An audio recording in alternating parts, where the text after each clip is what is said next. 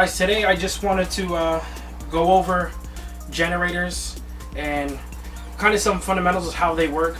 I have 13 years of experience in equipment rental. I used to be a salesman for outdoor power equipment, tractors, backhoes, excavators, and also Honda generators, Subaru generators.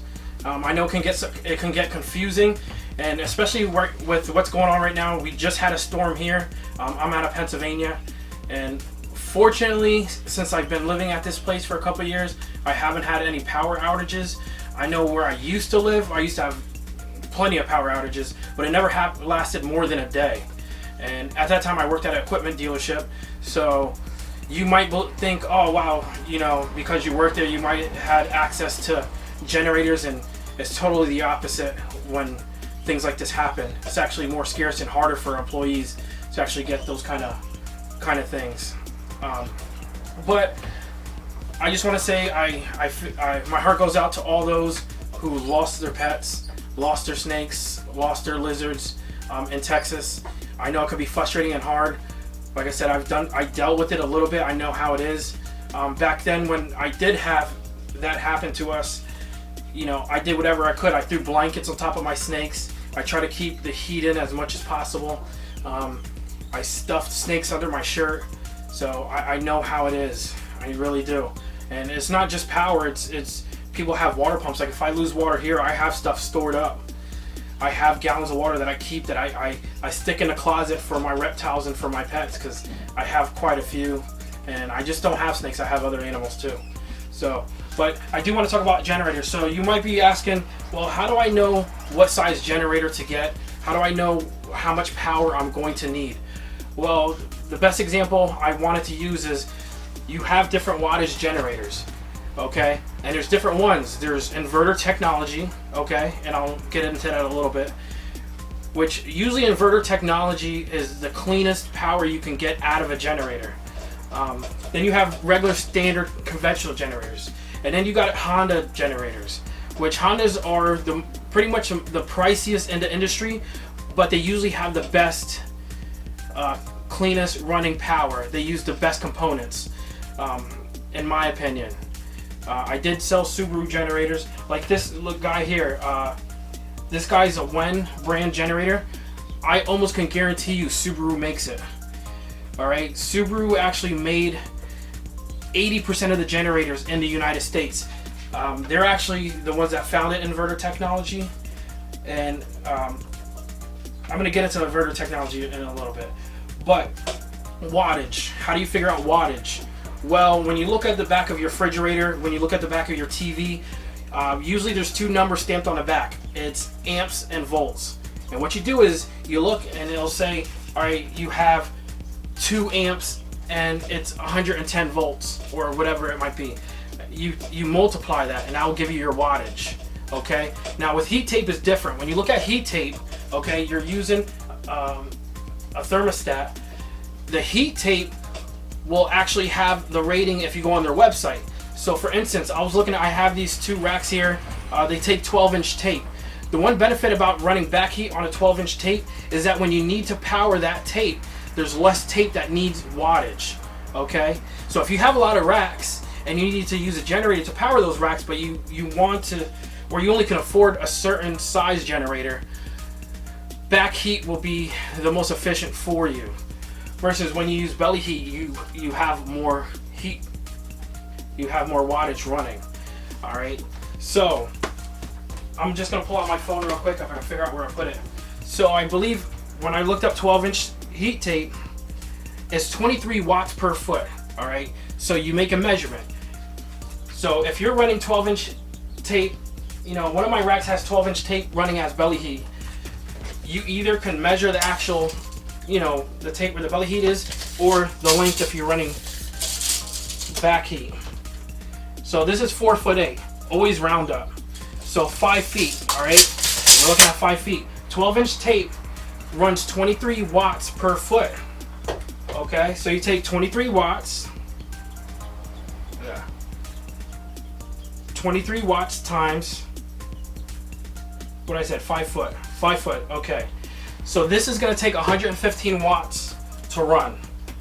All right, 2,000 watt generator running a couple of these is no problem at all. Now, the other thing you want to start taking into consideration is extension cords. When you buy extension cords, don't get the thinnest, longest extension cord. All right, the more amperage, it's gonna short the generator. It's gonna cause issues, especially if you're trying to run multiple things. Luckily, a lot of the newer stuff, TVs, they're very efficient, so they run less wattage. If you're going to use one generator to run multiple units in your house, which when I say units, I'm talking about refrigerators, microwaves, take into consideration the startup power on those devices are a lot higher than the running watts. So when you look at the back of your refrigerator, when you look at the back of, your microwave, you do the math, you're like, oh wow, this only takes 600, 400 watts to run. That's running power, okay? When you actually start heating these things up, or when the motors actually kick on at first, they draw more power. So imagine your thermostat, shuts down because it reached the optimal temperature. Your refrigerator shuts down. If all those things power up at the same time and you don't have a big enough wattage generator, it's gonna trip the breaker. And then you're gonna be like, oh man, why is this not working out for me? Because it happened to me, all right? I took a thin cord, extension cord, plugged it into I believe it was a 2,000 watt normal generator, not an inverter generator. And I ran an extension cord all the way to my roof of my old house, and it kept on tripping the breaker. Well, there was a couple things I was doing wrong. I was running, the extension cord was way too long. The gauge wasn't thick enough to run the amperage. And the startup power was too high when I was trying to run multiple things off of it. So what I had to do was shorten the extension cord, okay? I shortened it, got a thicker one, and then I ran it that way and it ran fine. So there's just so much that goes into it, because I know it could be confusing, and I know it can be frustrating when you're only trying to buy whatever you can get your hands on at the time, and it's still not enough. What do you do? I had people that lost food, I had people that lost, all the power in the house, couldn't use the toilet because of water pump. There's so much stuff that can go wrong, and I do understand that, and my heart goes out to everybody that's struggling with this. Now, inverter technology, all right, it's a little bit more pricey. In my opinion, it's worth it. When you buy a cheaper generator that's not an inverter technology, the components on it, the insides of the generator are made cheaper, okay? You can get away with it, but you got to remember that, when you look at electrical waves, some are cleaner than others, cleaner power. And what I mean by that is when you're running electric generators and they're cheaper with components made from China, just not made with really good quality, and I'm talking about stuff like from Harbor Freight, or you go to Home Depot and things are like, oh wow, if it looks cheap, it most likely is. And what that does over time, it actually burns out your electronics. So if you're running Herpostat 6s, stuff that you spend really good money on, it's worth buying a generator that has a little bit better quality. The best in the industry is Honda. I've done plenty of training, I've seen plenty of things. Honda generators are the best. If you can afford an inverter Honda generator, do it.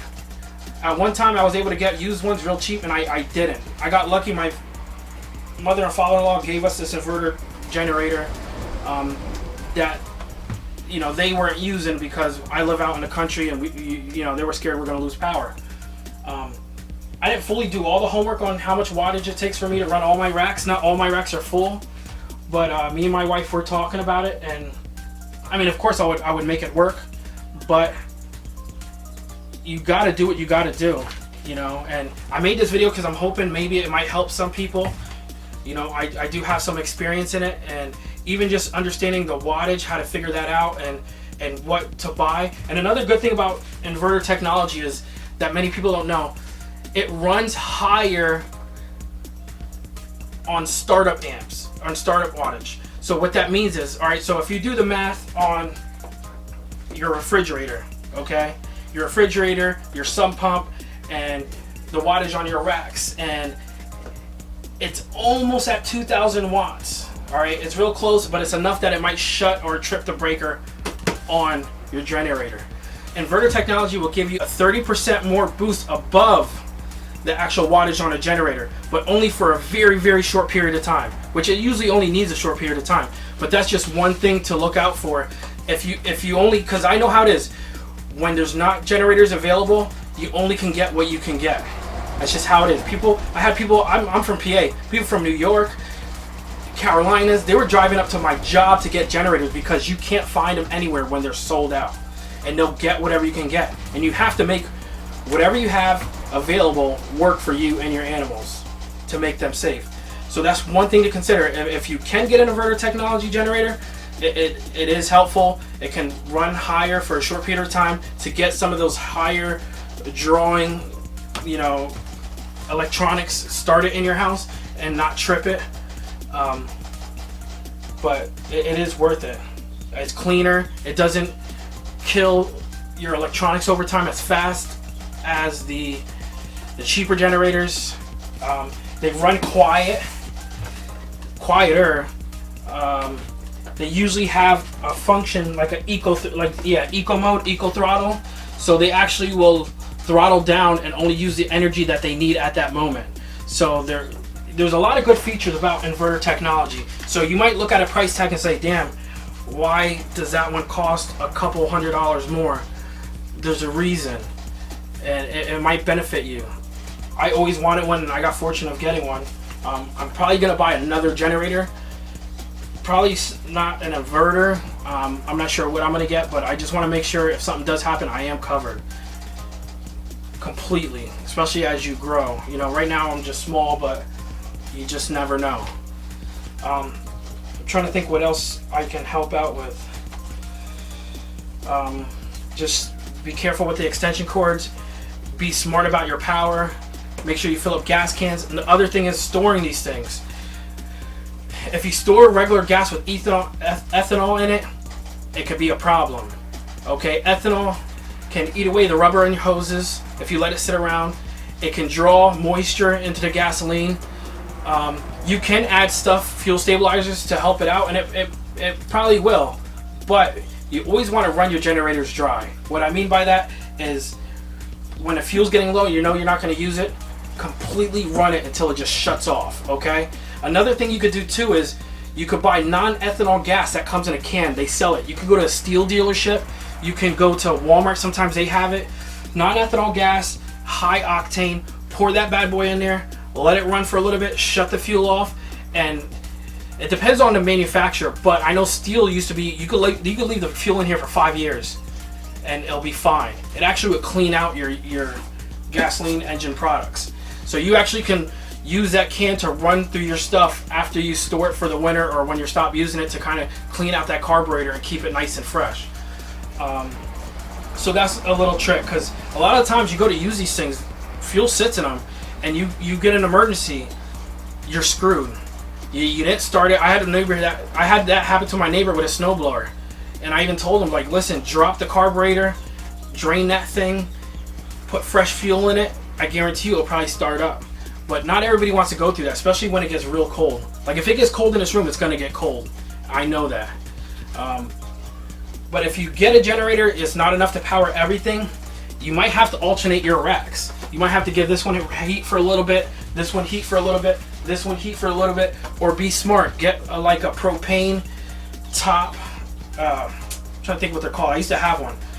They make, if you got a propane tank like your gas grill or something like that, get one of those heaters that you can, screw right into it and heat that. Use that to heat your racks. You just got to be smart with your power. Use an oil heater. I'm not even sure what kind of wattage that takes, but you got to do what you got to do. And I saw what Ball Pythons 101 said about people's animals. It's we're all in this together. We all got to help each other out, and whatever information that we have to help somebody else, share it. And that's what I'm doing. I have a lot of experience in generators. If anybody has any questions, you can hop on my Instagram. I'll answer whatever you need to be answered. You got questions about generators, brands of generators, wattage, anything, reach out to me. I'll help you. I have the experience. I have the knowledge. I understand these things. I'm not in this field anymore, unfortunately. They furloughed me a couple years back, and I did get back into it, but I left.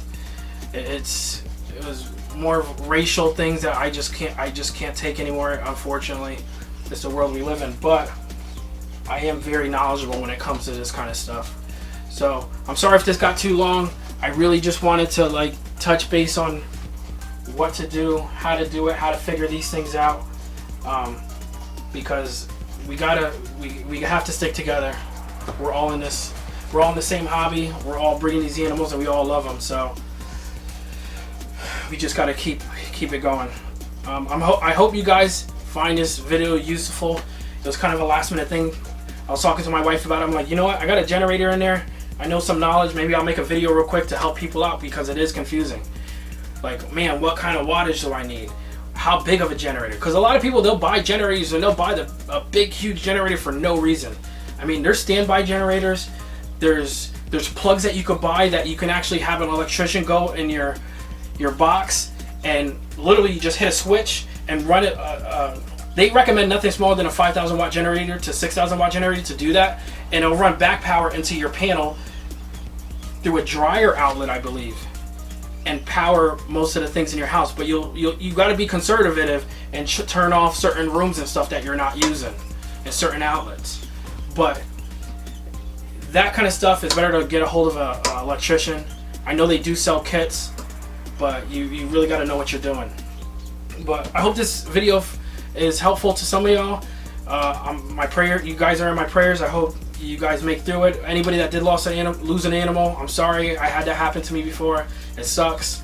Like I said, if you have to reach out to me, you can catch me on Facebook or Instagram, Balls-R-Us USA, or ballsrususa@aol.com. If I don't answer you right away, I will. But if you can, like, share, follow. If you think this is going to help anybody, share it. I appreciate all you guys watching and supporting me. I'm just starting out, but we just got to get through this. But I hope everybody has a good night and take care.